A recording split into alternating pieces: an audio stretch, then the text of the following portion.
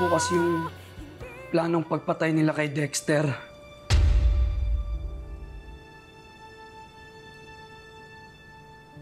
Go ahead. Continue. Ituloy mo ang salaysay mo tungkol sa plano ng nasasakdal isang araw bago nangyari ang krimen. Sige po. Nung gabi po, bago ng krimen, kainuman ko po si Emong at si Ate Ces. Paalala ko lang ha, konting hinay-hinay sa pulutan ha. O ikaw muna, mauna. Walang uwian, baka mamaya uwian mo na naman kami. Maaga pa ako buwas eh. Handaan lang ha. O yun, meron pa pala. Sarap yan. Ako muna ah. Ayos yan, ayos yan.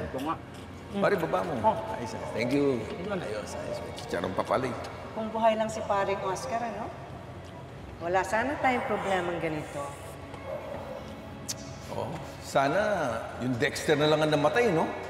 Hindi yung ama niya. Hoy, huwag naman ganun. Pasensya na, Omar, ha? Palibhasa kasi wala ka sa posisyon namin. Hindi mo nararamdaman yung sakit yung nararamdaman namin. Hindi ko man basta pinulot na lang yung perang pinambayad ko sa kanila dito eh. Pinaghirapan ko yun. Pinagtrabahuhan ko yun. Halos magkandakuba na ako para lang mabayaran ko tong bahay at lupa na ito. Oo nga. Pasensya na, Ate Ces. Pareho. Ano ate? Tuluyan na natin. Anong tuluyan ka dyan? Ano bang naiisip mong gawin, ha? Buyuin natin na pumunta dito. Oh, tapos gawa tayong away. Di ba? Ay, naku, Emong. Kung ano-ano pinag-iisip mo, ha? Sige, ituloy mo yan. Bakit hindi? Di ba?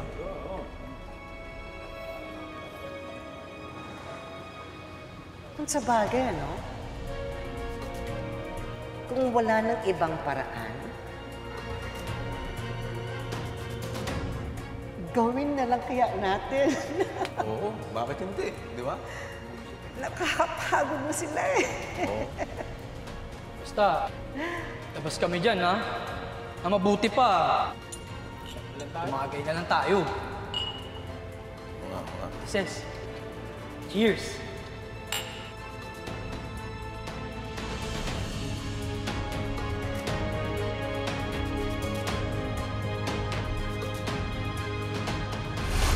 Usapang lasing lang naman ho yun eh. Akala ko hindi ho siya seryoso. Akala ko naglalabas lang po silang sama ng loob. Pero nagulat na lang po ako kinabukasan nung ginawa po nila yung pinag-usapan nila sa inuman. Omar, kilala mo ko! Alam mo na hindi ko intensyon na ganun ang mangyari! Order! Order! Witness, you don't have to answer the accused. Hindi eh! Parang pinapalabas nila na talaga intensyon